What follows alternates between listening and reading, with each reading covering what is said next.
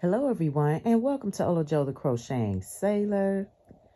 I need to do day 6 and 7 of the Advent calendar, so we'll start with 6. Let's see what we get. Okay, day 6. Drum roll, please. Oh, no, they didn't. No, they didn't. It is a Santa with his bag. So that's 3 Santas. 3 Santas so far. So let's go on to 7. Day 7.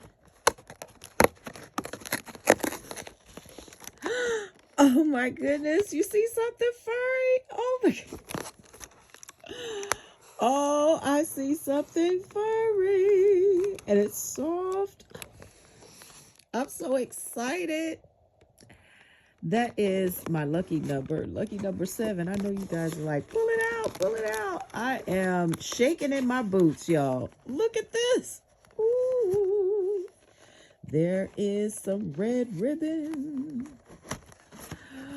Oh, it's a gnome on day 7. Oh, this has brightened my day because I have been relaxing, taking it easy, and yay, I have a gnome.